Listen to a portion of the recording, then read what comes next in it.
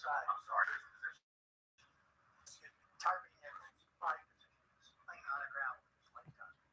That's significant because what he's doing is changing his body position, I believe, to set up to get off of the ground. He's going to use his body position with his knee down and his other leg to come up off of the ground.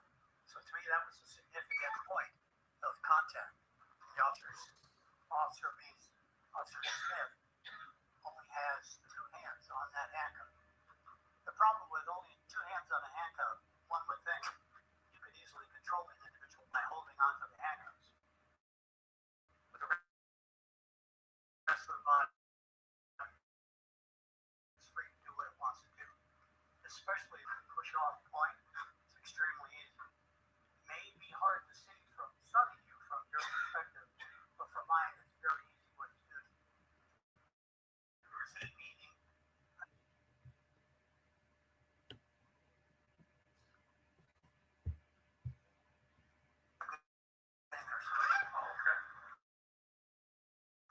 Tyre Smith, excuse me, not Guppy, it's Tyre Nichols. It's actually starting to come up. Yeah. Yes. In that image, are you familiar with the term called an iron wrist lock? I am. And that is utilizing a handcuff for pain compliance. It is, yes. And did you see in the analysis of the video that Justin Smith was attempting an iron wrist lock? Yes, I did. How painful is an iron wrist lock on someone? It's extremely painful because it is making contact with the radial nerve in the wrist. And it's extremely, extremely painful. If in applying a pain compliance maneuver such as an iron wrist lock, does an officer sense or an arresting officer sense that it's having some effect on the person that you're applying his pain to? They either verbalize something or what? Yes, there's an actual feedback because the officer is in contact with the individual that they're applying the pressure on. You would expect to have some kind of a response in that, such as, oh, it hurts, or some kind of a grunting fashion, or yelling out, help, or heart hurts. Some of that type of feedback to give you an idea, hey, it's working. I can continue to use it. If the pain compliance techniques of the iron wrist lock had no effect on Tyre Nichols, do you find that to be significant? I do. How so? That immediately, from my experience and training, goes to the fact that I think that individual is probably on drugs, number one, or maybe be psychotic. Did you say psychotic? Psychotic.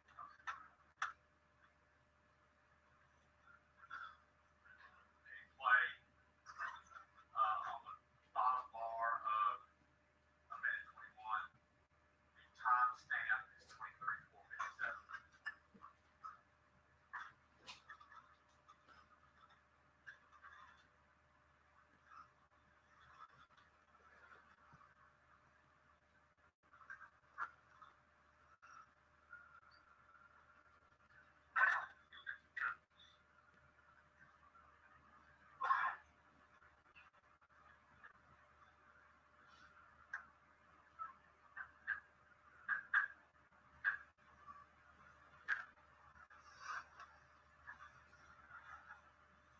This is what you see both on video and on animation.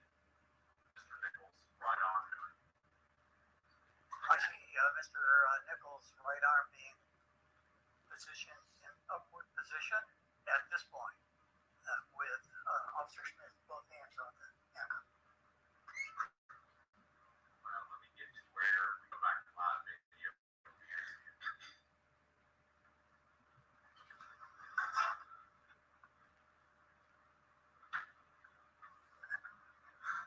Right there. You see Mr. Nichols' right arm?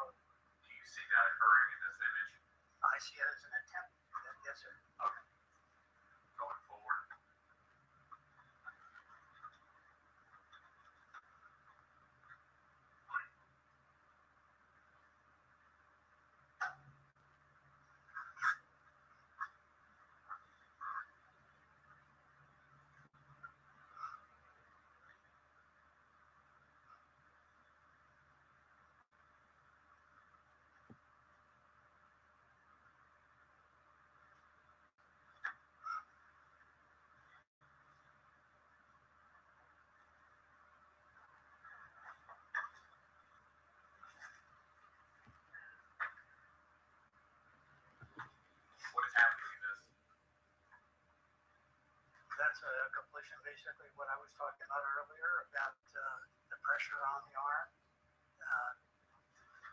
Mr. Nichols now is up on his knees. He's got his right hand placed on the ground and offers him a push-off point from the ground. Is he coming up? Where he can come up off of his feet and get into an erect position. Is Tyre Nichols coming up off the ground on his own? He is. He's not being pulled up. He's pulling himself up or pushing himself up. Yes. He's pushing himself up, and what is Justin Smith doing?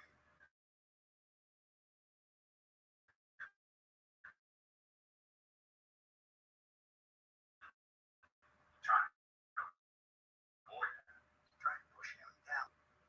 going forward.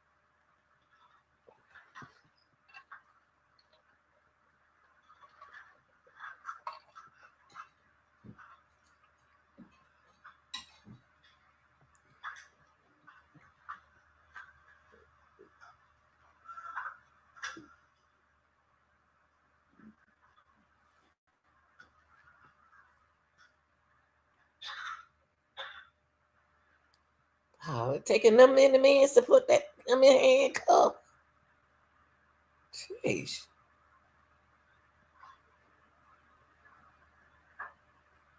Tyreek was strong, boy.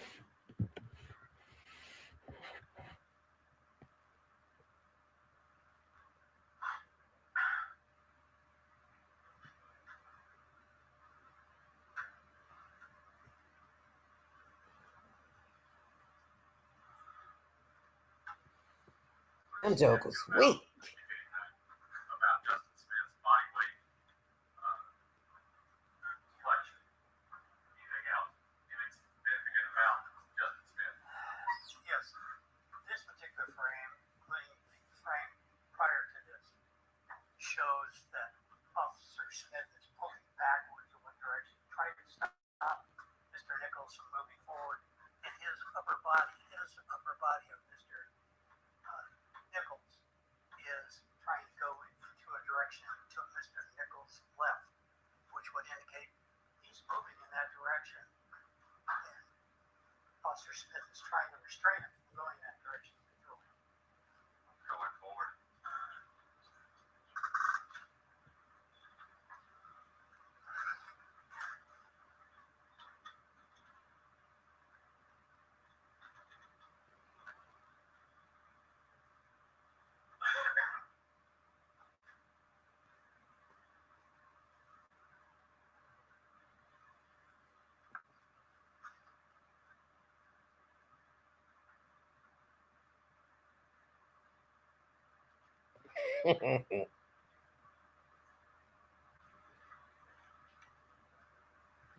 Mm. It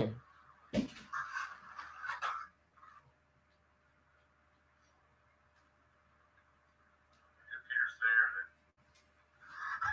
Nichols' right arm is free. Is that right? Yes, it is.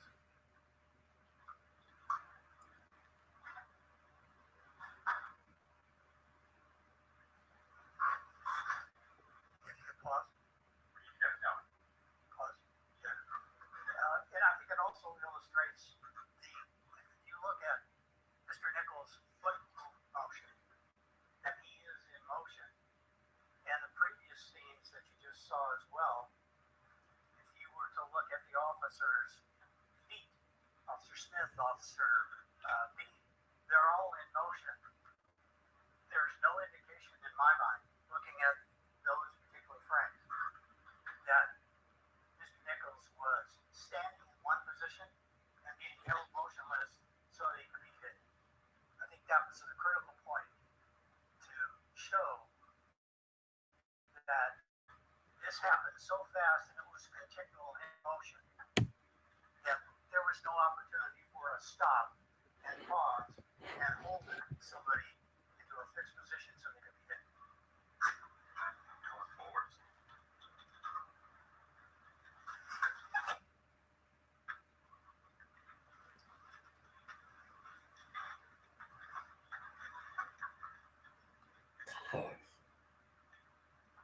Anything significant about the body position of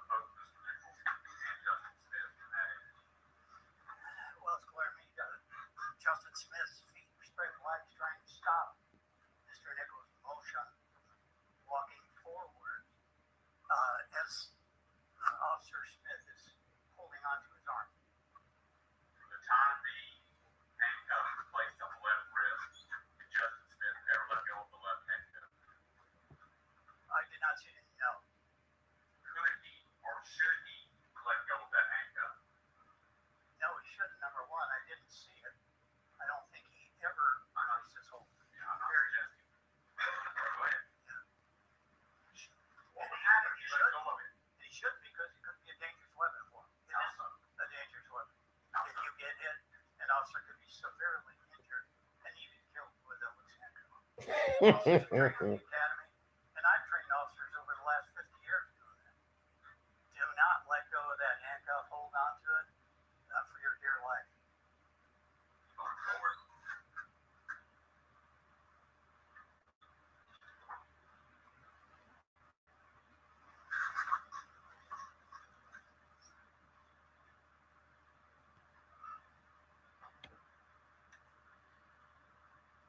Well, they had 5 officers, so that make a difference. What is he talking about?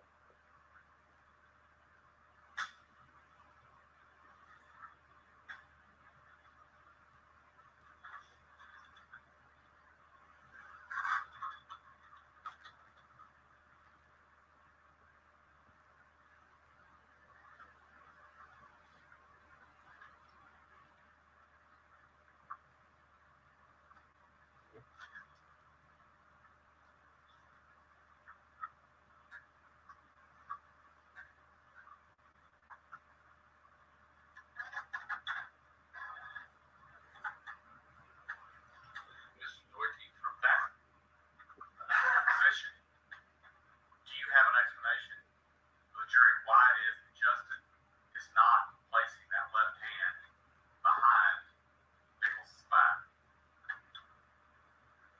for handcuffing? The only answer I can get to that, frankly, I don't know specifically, but they can't. I mean, to me, it's pretty obvious. He's been holding on to that left arm of Mr. Nichols, and he's tried to get it behind his back, and he can't. And I can surely demonstrate to anybody that if I don't want you to put my arm behind my back, you're not going to do it. Going forward.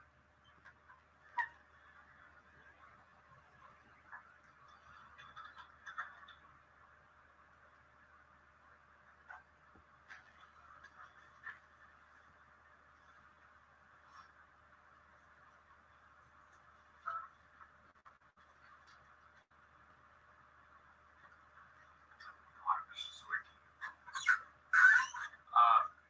That's the end of the video thing. I have a few questions for you. When we talk about physiological human factors that police officers in critical incidents suffer from, you went through the list of different things that officers in critical incidents suffer from. Could you go through those again for me, please, and tell me what they are? You're talking about tunnel vision. Number one, we talked about. Let's talk about tunnel vision first. What is tunnel vision? Tunnel vision, simply put, is whenever you focus on something and you focus on something closely. As an example, my phone. If I look at my phone in front of me and I look at all of you, I can see you. But if I look down my phone, there's no way I can tell you where you are or what you're doing if I'm looking down at this phone. If you can imagine if an officer's in a critical situation, and we use the term fight or flight, where the adrenaline starts flowing in your body, and you're focused on one individual you're trying to get handcuffs on, who has not been searched, and you've got chemical agents in your face. There's no way you're going to see what somebody else is doing because your focus is so intense on it.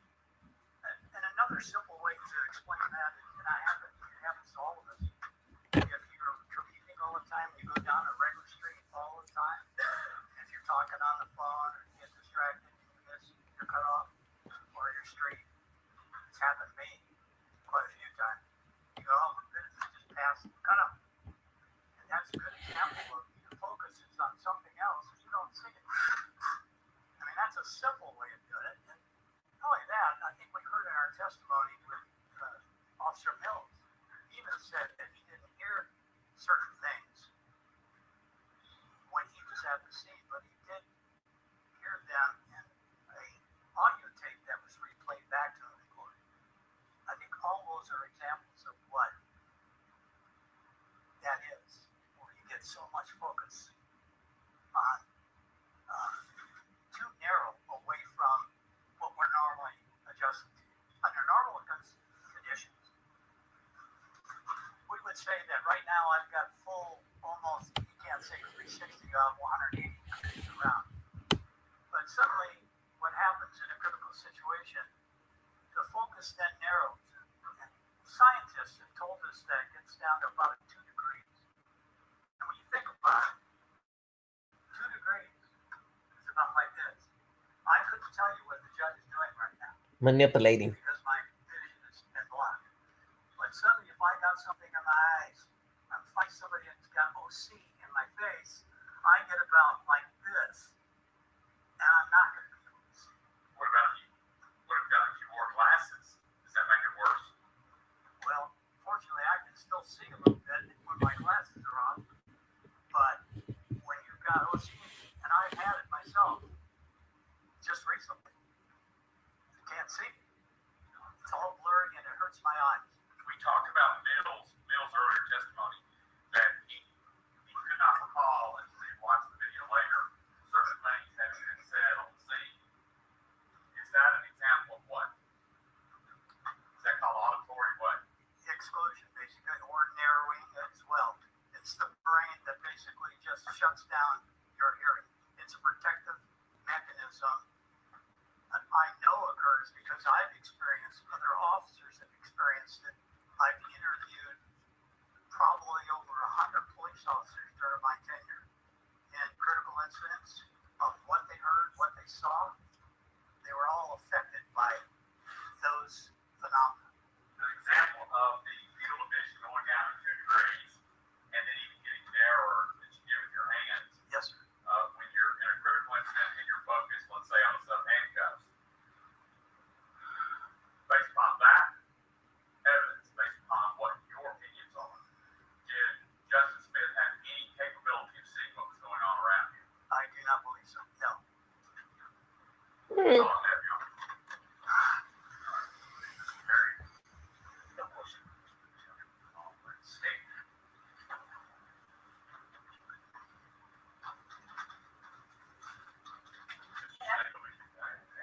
Oh, sorry, no questions.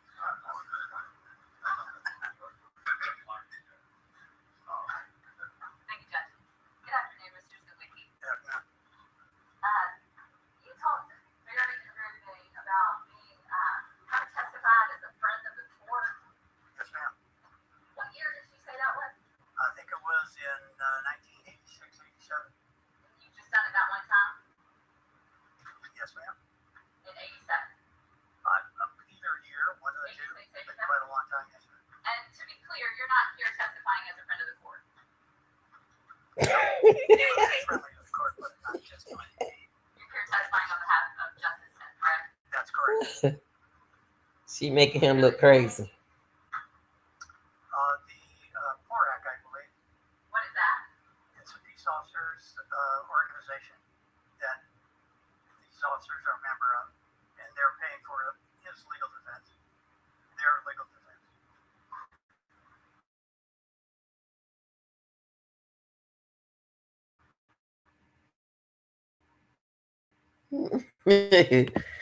She made. Yeah. She said 19 was a mess. Now you're testifying here. Yes, ma'am. You get paid by the hour, by the case, by the trial. How does that work? Depends what kind of work that I do. In this case, In this case, I'll be paid for testifying today, What? for traveling from Idaho, California to here. you get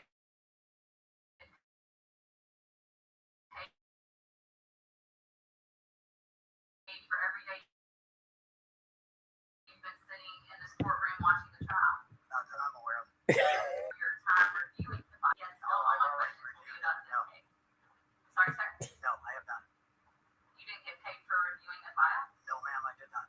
Tell me what all you reviewed again. You mentioned a little bit in the beginning. What all did you review? Well, I would have to list. I don't have everything in front of me, but all of the discovery from the state and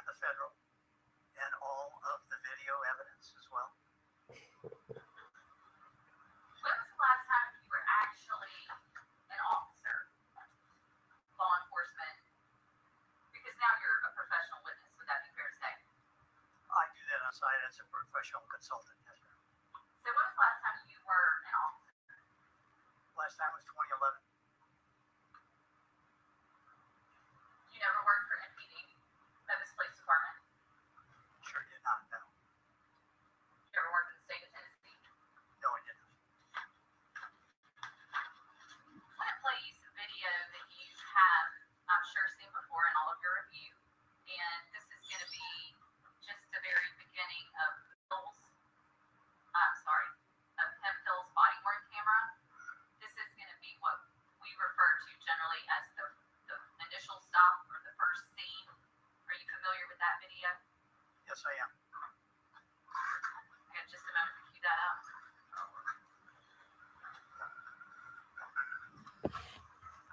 Playing Hempel's body-worn camera from the beginning.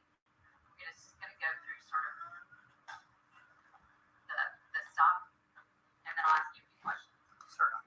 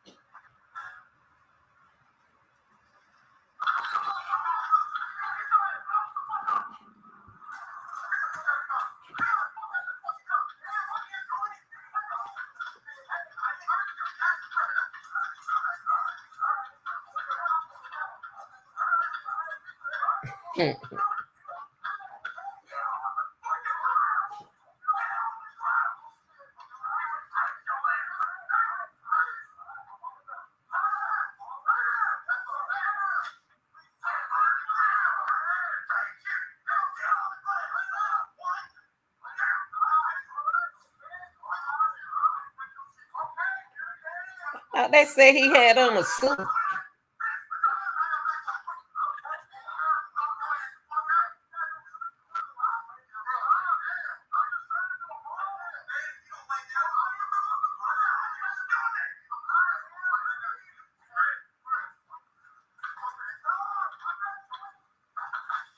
I mean, they couldn't handle. Come on, scorpions. Oh, he run. He got it. Hello. Is that Tyreek running down the street? I thought they say he drove. Would you agree with me that's a pretty chaotic stop?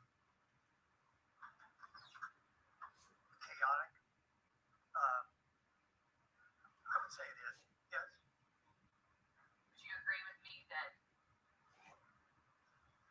there are at least 3 officers on that scene? Right. Yes or no? Yes. Do you know the names of those officers? I think so, yes. Would you agree with me it's Hemphill, Martin, and Haley? Yes. Tyre Nichols, our victim in this case, is the person they're encountering. Yes. Would you agree with me that all 3 of those officers are simultaneously giving commands to Tyre? Yes. Sounds like it. And is there any way possible for Tyre to follow all of the commands that are being given at once? I couldn't tell you. I can't look into his mind whether or not he would respond or not. Is that best policy and practice? No, it's never the best policy, but it does happen, unfortunately, in chaotic situations. What's better? I thought I just testified to that. It's always better to have one person do it, but things change as they rapidly evolve, and other officers do get involved.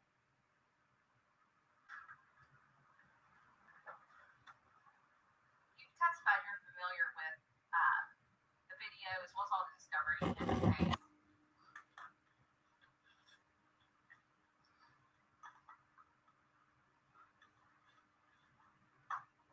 In the beginning, going to the second scene, initially where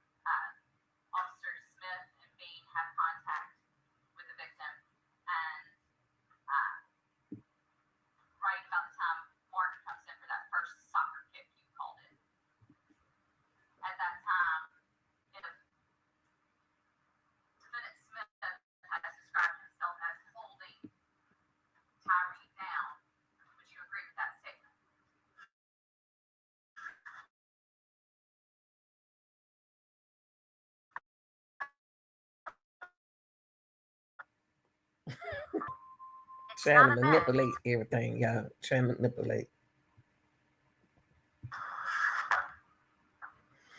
He was attempting to hold him down, and we need to find what is down. He was on his right hand side or left hand side or on his back at times, but at the Smith point said that he was holding him down. Your Honor, that's the second time. You gotta give the witness stand a chance to answer before the next one.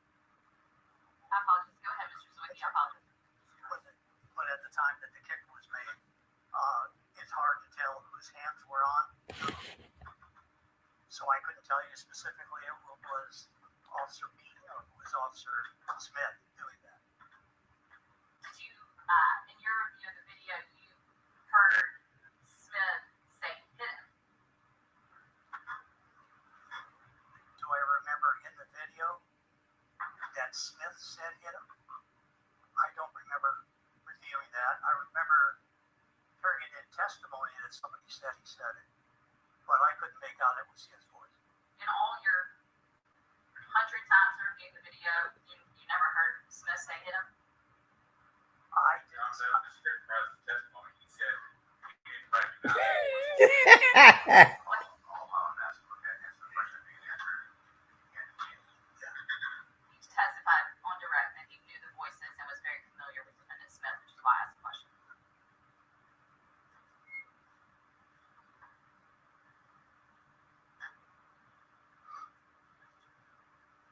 Defendant Smith said that after the punches from Martin, he should have intervened. Let's talk a little bit about duty to intervene. You agree that police officers have a duty to intervene when they see excessive force, correct? I'm not clear on what you said. Who said? Clarify I'll that. back it up. You agree with me that officers have a duty to intervene when other officers are using excessive force? Legally, they do. Yeah, absolutely.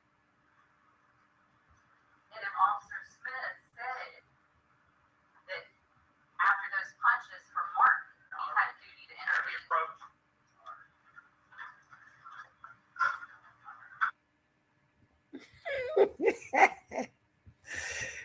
All right, y'all.